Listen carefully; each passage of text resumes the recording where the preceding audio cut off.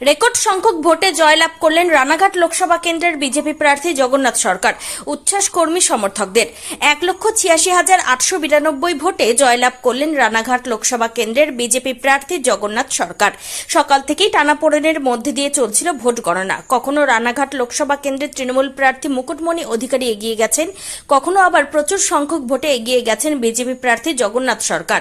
এরপর বিকেলের পর থেকে একটানা এগিয়ে যান বিজেপি প্রার্থী। যদিও কর্মী সমর্থকদের ধৈর্যের বাঁধ ভাঙে অবশেষে রাত্রি ঘড়ির কাঁটা 10টা বাজলে পুরোপুরি জয়ের জন্য নাম ঘোষণা হয় জগন্নাথ সরকারের। তিনি 1,86,892 ভোটে জয়লাভ করেন। সাংবাদিকদের মুখোমুখি হয়ে জগন্নাথ সরকার বলেন, এই জয় মানুষের জয়, কারণ বিজেপি কর্মীরা যেভাবে অক্লান্ত পরিশ্রম করেছে এই জয় তাদের জয়।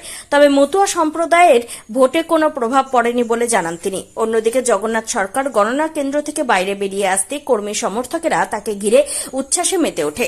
যদিও রাজ্যে সবুজ ঝড় বয়ে গেলেও নদিয়া রানাঘাট লোকসভা কেন্দ্র দখলে রাখল বিজেপি।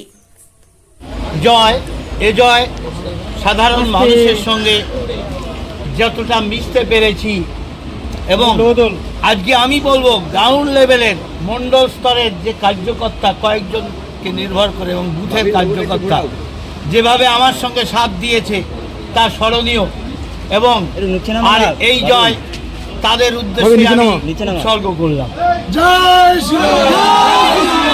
জগন্নাথ দা, গোটা রাজ্যে আপনাদের ফলাফল খারাপ হয়েছে। রানাঘাটে আপনার রেজাল্ট আপনি জয়লাভ করেছেন, কিন্তু 19 সালের থেকে এই বছরে আপনার যে জয়ের মার্জিন সেটা কিন্তু অনেকটাই কম।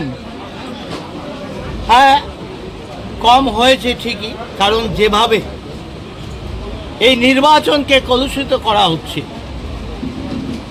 লাগামহীনভাবে, যে নির্বাচনী বিধি লঙ্ঘন করে কুৎসা, বদনাম, টাকার খেলা যেভাবে করা হয়েছে এবং তার ওপর যেভাবে সাধারণ কর্মীদের নিয়ে লড়াই হয়েছে, এই জয় তাদের জন্যই আমি বলবো। কারণ এই ব্যবধান এমন কিছু নয়।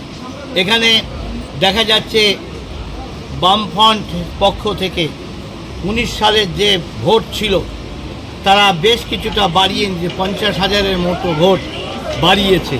আর সেই 50,000 ভোটটা হয়তো রামের ভোট বামে যাওয়াতে এই ব্যবধানটা বেড়েছে।